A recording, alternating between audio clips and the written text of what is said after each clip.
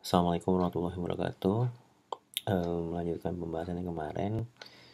Kemarin kita sudah membahas mengenai forward chaining di metode inference, metode inference-nya yang berbasiskan pada rule based system ya.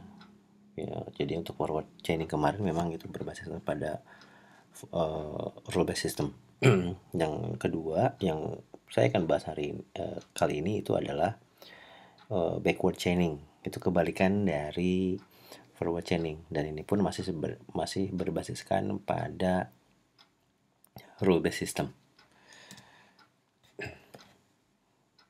Nah, secara definisi sendiri, backward chaining itu adalah cara memperoleh kesimpulan yang dimulai dengan penalaran terhadap kesimpulan dengan mencari premis-premis menuju fakta yang mendukung premis tersebut, atau goal driven.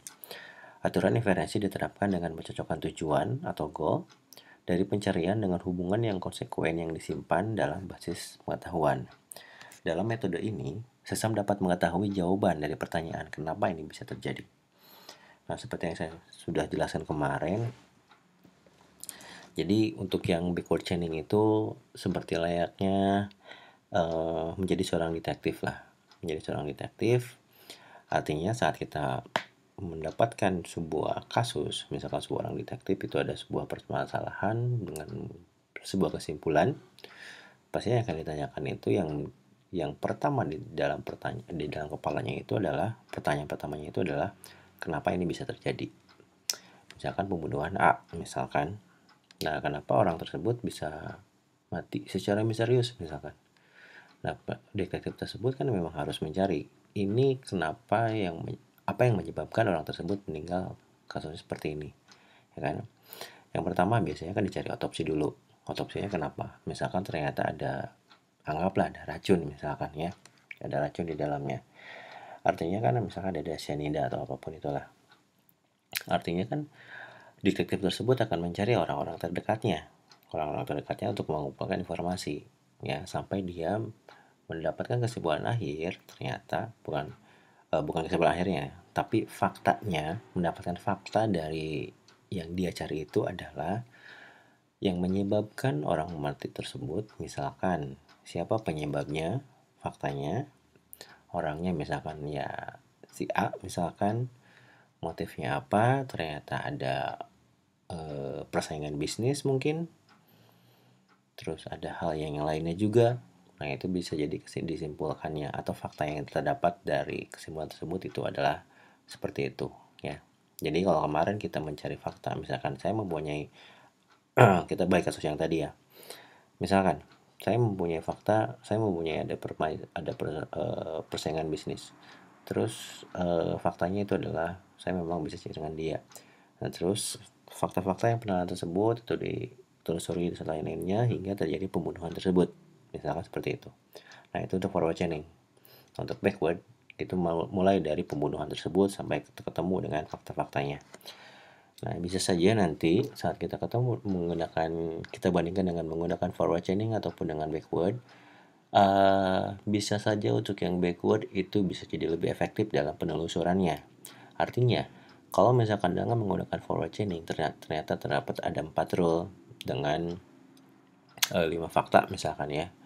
Nah, dari penelusuran tersebut kalau misalkan backward chaining itu semua 5 fakta dengan 4 rule itu bisa dijalankan semuanya hingga dapatkan kesimpulan akhir. Misalkan seperti itu. Nah, dengan backward itu bisa saja dari 4 rule tersebut itu yang dijalankan hanyalah 3. Dan dari fakta tersebut, dari 5 fakta, itu yang bisa didapat itu adalah, yang intinya itu ternyata adalah 3 fakta juga. Artinya bisa lebih sederhana dan bisa lebih efektif sebetulnya. Cuma prosesnya itu agak sulit ya. Nanti kita lihat kesulitannya itu seperti apa.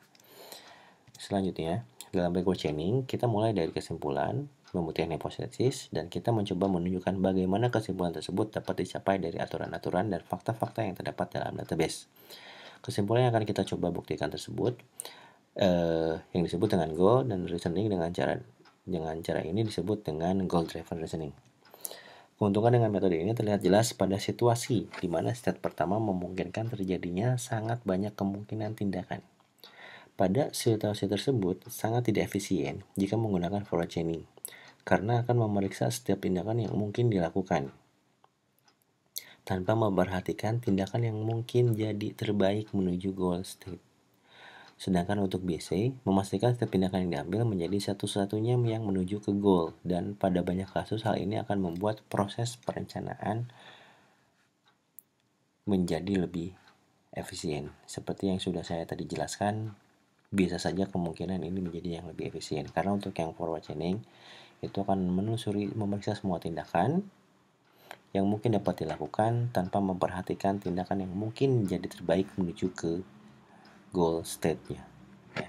Jadi kemungkinan, ini nggak semuanya terjadi, tapi kemungkinan, ada kemungkinan kalau misalkan backward chaining itu akan mempersingkat prosesnya, ya, menuju ke goalnya. Artinya dia fokusnya ke goal ya. Yang terpenting ada jalur pertama tersebut sampai ke faktanya, yaitu udah selesai tanpa memperlihatkan penelusuran keseluruhan dari semua rule dan faktanya. Ya.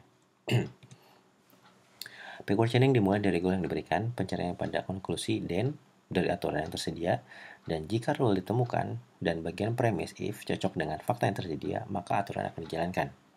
Jika kondisinya tidak ada fakta yang cocok, mesin inferensi akan menetapkan aturan yang bekerja pada tumpukan dan membuat tujuan baru untuk membuktikan kondisi dalam aturan saat ini. Basis pengetahuan akan terus mencari aturan yang untuk membuktikan sub-goalnya. Proses menemukan aturan tersebut berulang hingga basis pengetahuan tidak memiliki aturan untuk membuktikan sub-goalnya. Nah, ini contohnya. Ini hampir sama seperti yang kemarin ya.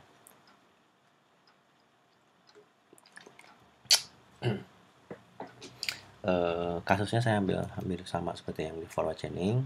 Ini ada 4 fakta dengan konjungsinya ada 3, and, or, dan and, decision 1, decision 2, dan decision 3.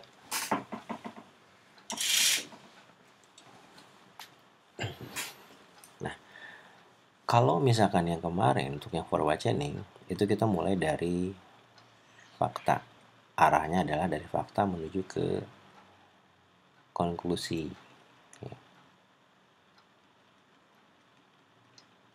Sedangkan yang backward chaining itu dimulai dari konklusi. Dan arahnya itu adalah sudah pasti menuju ke fakta. Ya, jadi pencarian memang dari sini dulu, dari decision, dari situ dia penelusuri ke setiap rule-nya. Misalkan ketemu rule-nya yang ini, dari setiap rule itu bisa ketemu, nanti misalkan faktanya itu adalah yang ini. Misalkan yang dicari hanya ini, selesai. Tanpa harus menelusuri yang decision 2. Itu pun bisa terjadi, seperti yang sudah saya bilang tadi ya.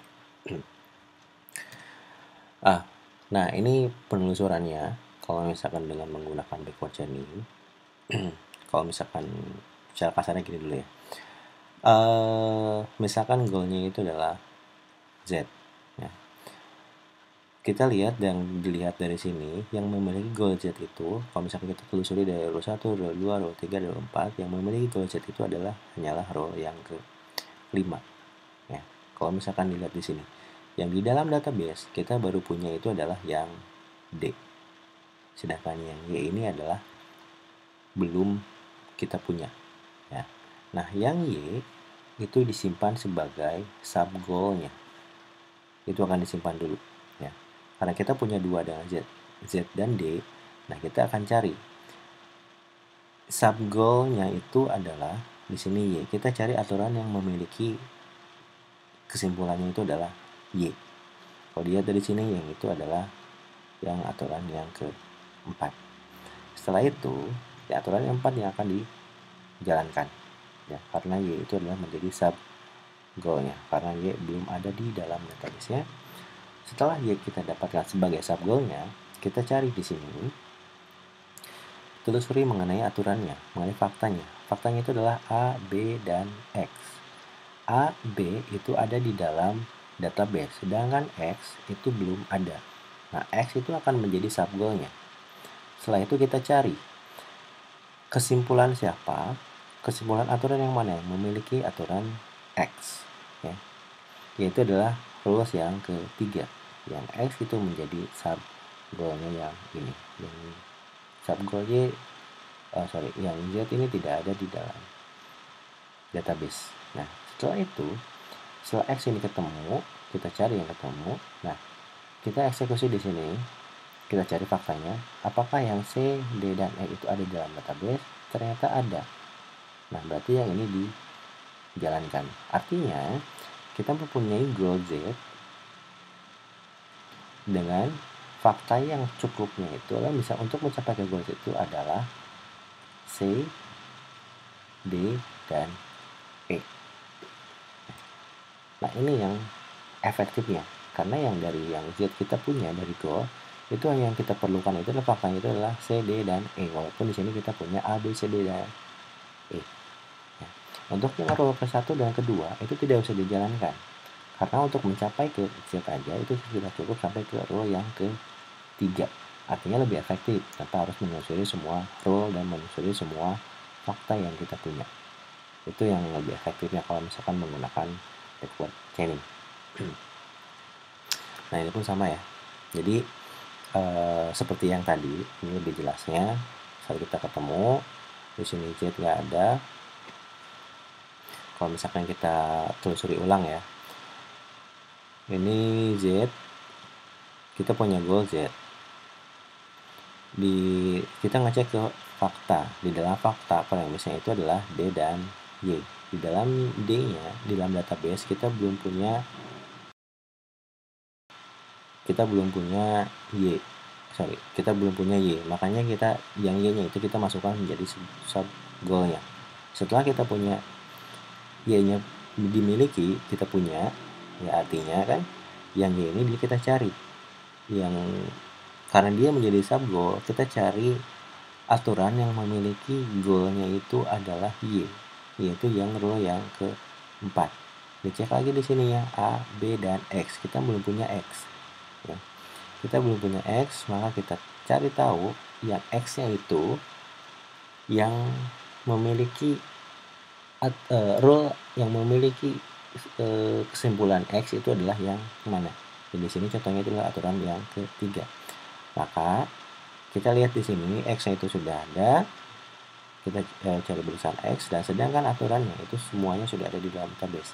Artinya rule ketiga ini akan dijalankan dan tambahkan X-nya itu ke dalam database. Nah, setelah itu kita lakukan penelusuran ulang. Yang satu, yang dua itu menjadi kita lakukan penelusuran dari Z juga, dari Z lagi. Setelah itu Z-nya, karena kan kita mulai dari goal ya, bukan dari fakta. Dari Z, yang D-nya, Y-nya nggak ada, maka kita simpan dulu sebagai sub goal-nya. Kita cari aturan yang memiliki kesimpulan dengan Y. Dan itu adalah aturan yang keempat. Kita cocokkan dengan aturan yang kita punya. A, B, dan X sudah ada di dalam database, maka Y ini masuk. Maka arrow keempat itu dijalankan dan Y ditambahkan ke dalam database. Dan setelah itu, kita cek ulang. Kita mulai dari Z.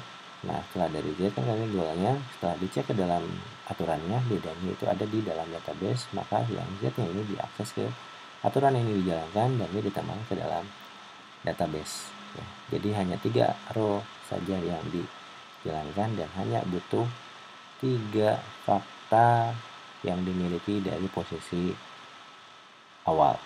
Ya, jadi yang AB-nya tidak dieksekusi. Nah, jadi eksekusi itu hanyalah yang A itu nggak ada eksekusi, yang B di sini ada eksekusi. Ya, jadi fakta awalnya memang kita hanya butuh yang C, D, dan E saja. Walaupun di sini A dan D-nya memang betul dieksekusi. Nah, secara sistemnya untuk backward chaining itu aturannya agak berbeda dengan yang forward chaining kemarin. Ini secara struktur, secara keseluruhan itu kita mulai dari fakta dari user ya. Jadi kita mulai dari user yang memiliki fakta-fakta. Nah, fakta-fakta tersebut disimpan di dalam working memory-nya. Nah, working memory tersebut dia akan melakukan pengecekan. Mengecek apakah goal atau sub goal ada di dalam memorinya, ada di dalam working memory. Ya. Nah, dari pengecekan tersebut yang ini itu memang menyesuaikan dengan aturannya. Sudah pasti dengan database sudah kita atur ya. Nah, setelah melakukan pencocokan, apa goalnya sesuai? Kalau misalkan ya sesuai, maka dia akan secara rekursif kembali pada setiap kondisi aturan dengan kondisi sebagai goal. Ya, maka dia lakukan pengecekan ulang lagi. Ya.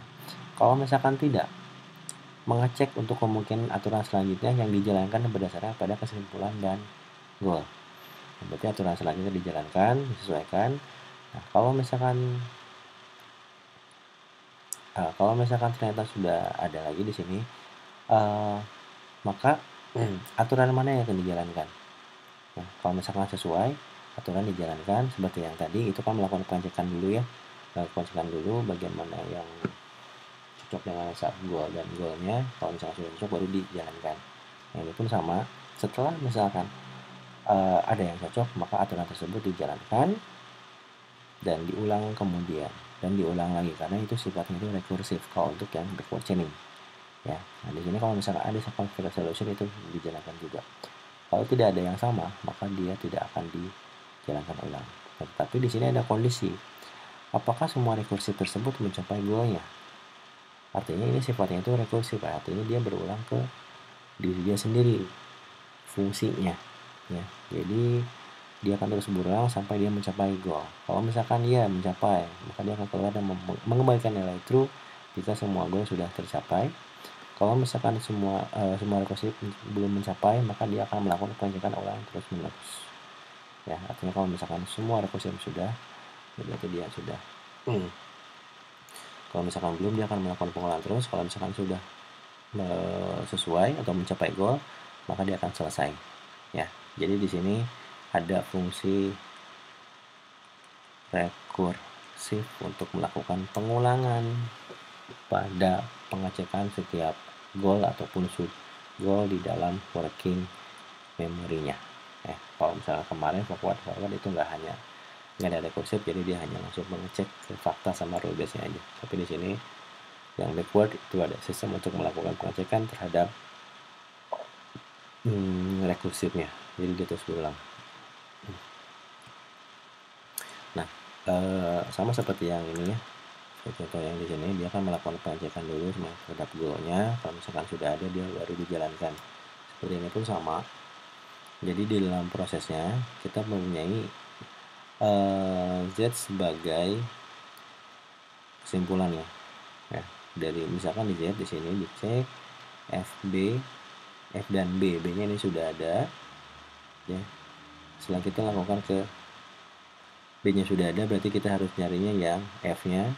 Kita urutkan lagi ke yang selanjutnya, apakah ada yang mempunyai aturan dengan kesimpulannya F? Ternyata ada di sini. C-nya tidak ada, berarti kita akan mencari yang D. Nah, setelah itu kita cari aturan yang memiliki kesimpulan dengan menggunakan D sebagai kesimpulan. Nah, artinya yang D ini sudah ada. Aturan yang ketiga ternyata dia memiliki kesimpulan D dan faktanya itu adalah A. Maka dia dijalankan, yang ini dijalankan, yang D dia masuk ke dalam faktanya. Setelah itu dicek ulang yang memiliki yang ini F dan B ini belum ada, maka yang ini dijalankan, ya kan F-nya ini sudah ada, faktanya sebagai F, dan C dan D-nya sudah ada di dalam fakta atau di dalam working memory-nya. Setelah itu kita lanjut ke yang F-nya ini masuk ke dalam working memory, dan selanjutnya kita cek ulang dan ternyata ini sudah ada semuanya di dalam working memory. Nah, begitulah penelusurannya dengan menggunakan backward chaining. Nah, backward chaining ini memungkinkan sistem untuk bertanya beberapa informasi kepada user tentang aturan yang mereka punya. Terkadang user tidak dapat menjawab karena tidak memiliki informasi tambahan. Pada kasus ini, kita bisa menambahkan beberapa aturan pada sistem yang dapat membantu dalam proses eksekusinya. Dan aturan tersebut mungkin akan ditanyakan untuk mendapatkan informasi dan mungkin user akan mendapatkan jawabannya. Nah, misalkan gini, seperti contoh yang kemarin, ini contohnya masih sama aja. Di sini ada 3 rule dengan aturan yang pertama, if kita mengira if temperatur kurang dari 20 derajat, N ada kelembapan udara, dan kemungkinan akan hujan. Rule yang kedua, if matahari telah awan, N udara sangat dingin, dan temperatur kurang dari 20 derajat. Rule yang ketiga, if udara sangat berat, dan ada kelembaban udara. Yang harus dilakukan itu adalah kita memiliki fakta matahari telah awan dan udara sangat berat. Dengan menggunakan backward chaining, coba untuk menyimpulkan. Ini untuk menyimpulkannya. menyimpulkan bahwa kemungkinan akan hujan. Kita lihat dari sini. Kita step yang pertama. Goalnya itu adalah kemungkinan akan hujan. Goal kemungkinan akan hujan dan dia tidak ada di dalam working memory karena working memory itu adalah matahari terlalu awan dan udara sangat berat dan dingin. Tidak ada, kita lanjut ke yang selanjutnya. Cari aturan dengan goal kemungkinan akan hujan. Dalam kesimpulan, terdapat di rule 1. Kemungkinan akan hujan itu terdapat di rule yang pertama. Sudah. Selanjutnya, lihat jika rule 1, premis 1 adalah kita mengira temperatur kurang dari 20. Premisnya itu adalah kita mengira temperatur kurang dari 20. Ya. Nah, ini merupakan kesimpulan dari rule 2. Premis 1 dari rule 2 adalah matahari terhalang awan. Yang ini matahari terhalang awan dan udara sangat dingin. Kita bisa menanyakan kepada pengguna dan memberi respon yes, matahari terhalang awan. Oke, berarti dia masuk ke dalam working memory-nya untuk yang rule yang keduanya. Periksa jika rule yang kedua, premis 2 adalah udara sangat dingin. Nah, kita bisa menanyakan kepada pengguna apakah kondisinya betul. Ya, betul. Kedua kondisi pada rule 2 sesuai dengan rule 2 akan dijalankan. Ya, jadi rule pertama kan memang tadi udara sangat berat. Nah, ini yang kedua, yang ini tidak dijalankan, matahari terhalang awan dan udara sangat dingin. Matahari terhalang awan dan udara sangat dingin berat ya. Jadi yang akan dijalankan itu adalah yang karena yang ini tadi Oke, jadi yang ini akan dijalankan dulu. Kita bisa mengingat, matahari awan udah sangat dingin dan kita mengira temperatur kurang 20 derajat dimasukkan ke dalam working memory-nya. Selanjutnya, pada aturan pertama, premis 1 bekerja dalam memori muncul rule 1, premis 2 ada kelembaban udara. Ini merupakan kesimpulan dari rule 3, periksa jika rule yang ketiga, premis 1 adalah udara sangat berat. Ketika dilihat di rule 3 udara sangat berat dan ada kelembaban udara, nah ini harusnya jalankan, menanyakan kepada pengguna dan ternyata benar dan menjalankan aturan dan terdapat kelembaban udara. Pada aturan yang selanjutnya, tahap selanjutnya, rule 1, premis 1 dan keduanya berada di working memory, maka menjalankan rule yang pertama dan hasilnya itu adalah kemungkinan akan hujan. Ya, jadi begitu untuk penelusuran dengan menggunakan tabel kalau misalkan dengan menggunakan backward chaining. Oke, selanjutnya. Untuk resolusi strategi pada backward chaining, jadi resolusi strateginya, konflik strateginya pada backward chaining diterapkan untuk mengkombinasikan sub-goals setelah beberapa aksioma atau kebenaran dicari untuk melakukan pengurangan goal. Nah, misalkan if A, and B, and C, then D. Rule yang kedua, if D, then E. Fakta yang diberikan A, B, C adalah true. Goal adalah untuk menyembuhkan E jika sub-goal D bernilai true.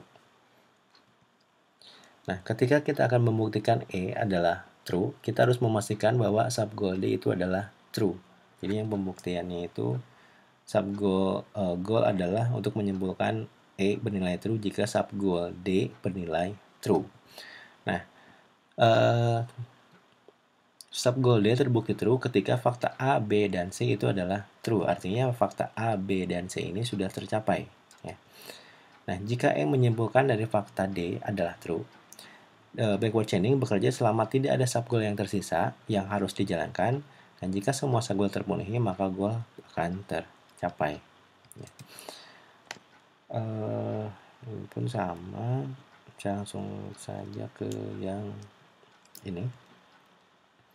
Sebentar.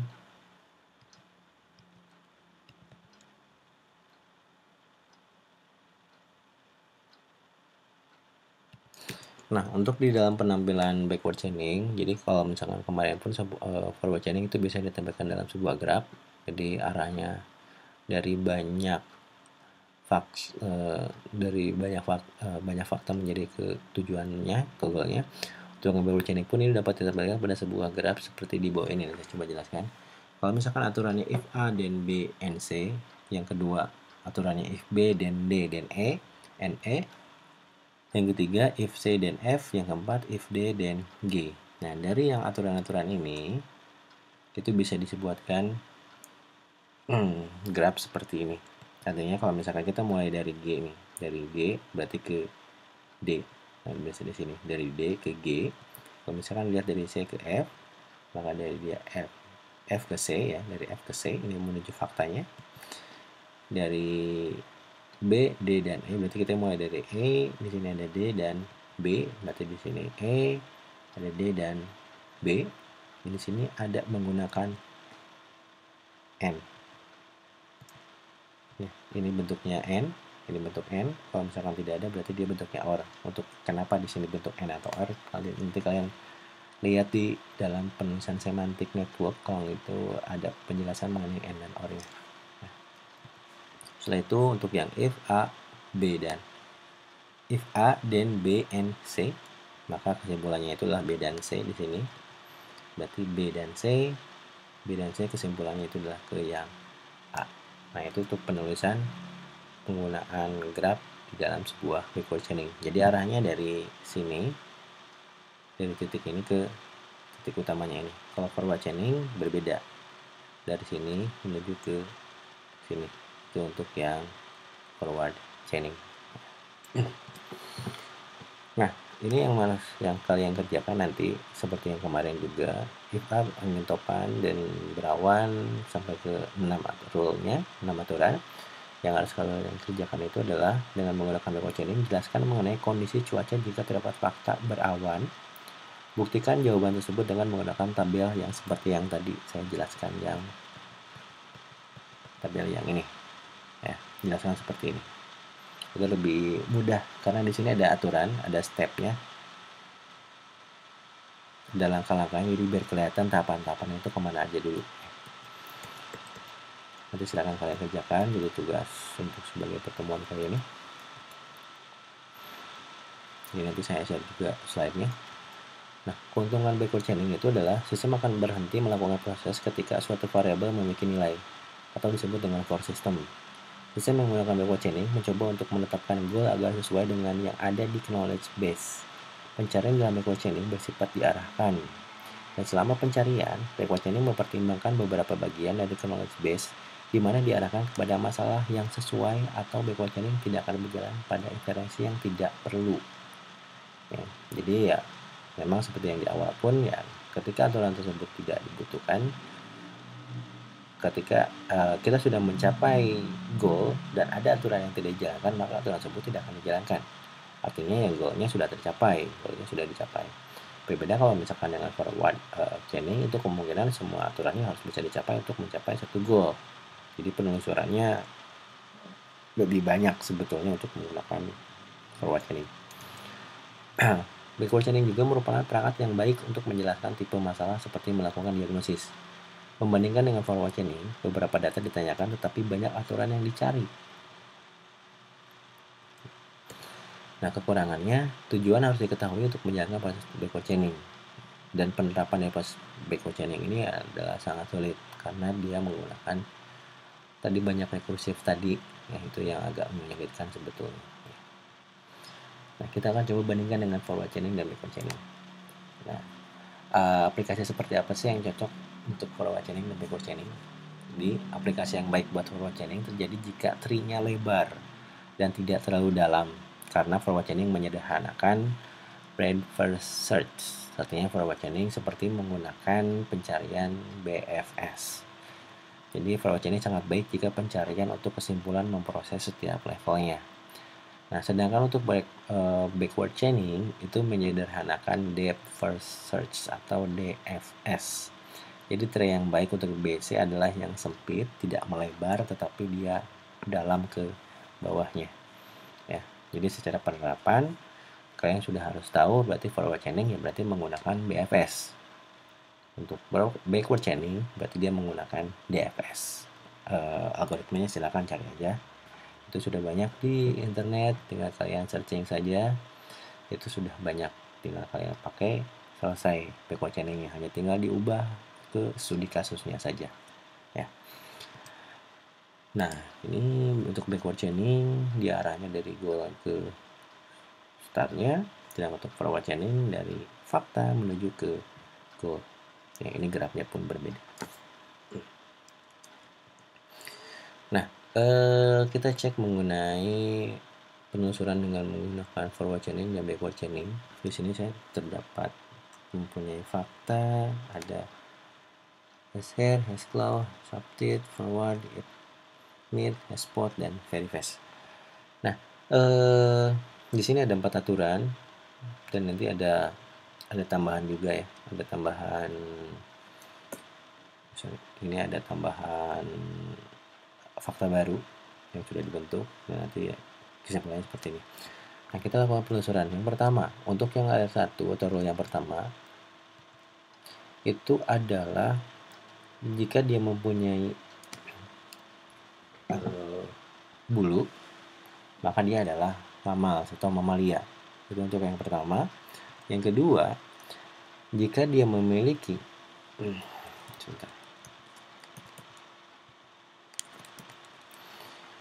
Yang kedua, jika dia memiliki cakar, memiliki gigi tajam, dan matanya itu, pandangannya itu ke depan, maka dia adalah karnivor atau hewan pemakan daging. Selanjutnya, jika dia memakan daging, maka dia pun karnivor. Nah, di sini ada bentuk R1 dan R2. Nah, R1 dan R2 ini, R2 dan R3 ini bukanlah dihubungkan dengan N, tapi berbeda. Ini bentuknya itu adalah OR, ya. Ini bukan R2 dan R3 menjadi karnivor, bukan. Tapi ini sifatnya itu adalah OR, ya. Jadi kalau misalkan R2 itu hasilnya karnivor, dan ini pun R3 itu adalah hasilnya karnivor. Dan bukan R1, R2 dan R3 N menjadi karnivor, bukan. Tapi ini bentuknya itu adalah OR. Nah, selanjutnya kita punya fakta baru, yaitu mammal sama karnivor. Nah, dari mammal dan karnivor itu membentuk aturan yang baru, yaitu R4. Yang dibentuknya itu adalah kalau misalkan dia hanya bentuk mamalia dan memakan daging dan dia memiliki titik atau spot dan bergerak secara cepat, maka dia adalah cheetah, ya. Itu hasilnya itu adalah cheetah dengan penelusuran semua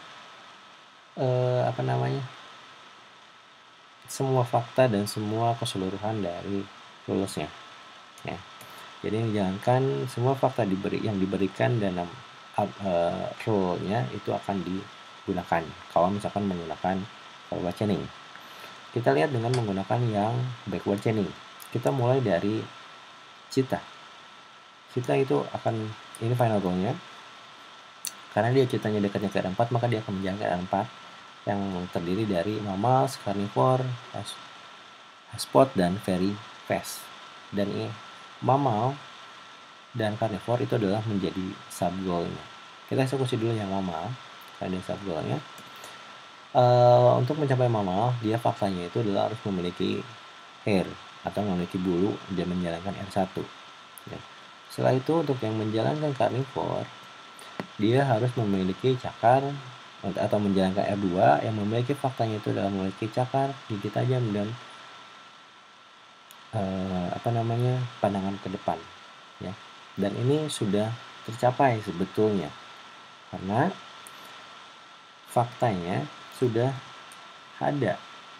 Faktanya yang sudah kita dapat itu adalah hash-here, hash-claw, tip, forward pointing, spot, dan very fast.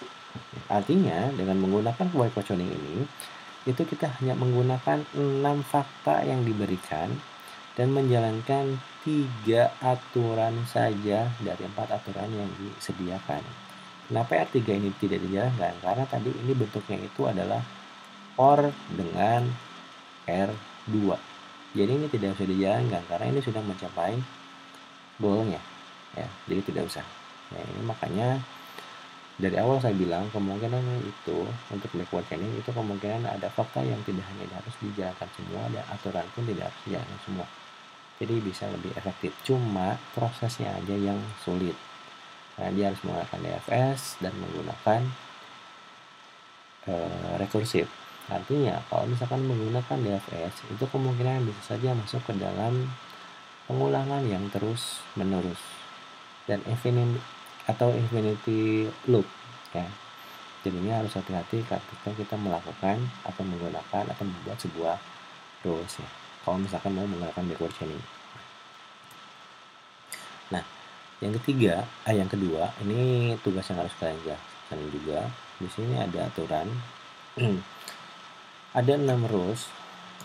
Ada 6 rules dengan aturan seperti ini. A, N, B, dan C, A, N, D, C, N, D, dan E, B, N, E, N, F, dan G, A, N, E, N, dan H, dan D, N, E, N, H, dan I. Jadi fakta yang kita punya itu adalah A, B, dan F yang di dalam working memorinya. Yang harus kalian cari itu adalah buktikan kalau misalkan goalnya itu mulai dari H. Dan penelusurannya yang dibuktikan itu adalah penelusurannya. Nanti hasil fakta yang ditemukannya atau fakta yang di dalam working memorinya itu apa saja. Ya, boleh menggunakan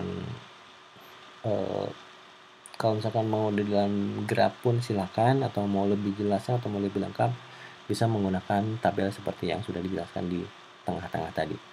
Ya, silakan. Jadi ada 2 tugas yang harus kalian kerjakan. Yang pertama tadi yang awalnya itu adalah fakta yang berawan.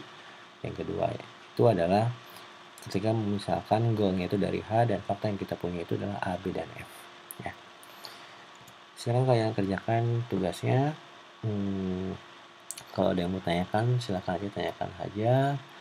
Mungkin hanya sekian mengenai backward chaining, mengenai aplikasi. Sekali lagi saya jelaskan, kalian tinggal cari aja. Contoh aplikasinya sudah banyak di dalam. Kalau misalkan lebih mudah, kalian masuk ke GitHub, kalian searching aja for backward chaining ataupun forward chaining, itu akan muncul banyak sekali aplikasinya. Ya, silakan cari aja. Bukan untuk ditiru, tapi untuk dipelajari algoritmanya. Ya, untuk penerapan di dalam rule-nya silakan kalian bedakan saja. Ya, terima kasih. Kita kembali minggu depan. Assalamualaikum warahmatullahi wabarakatuh.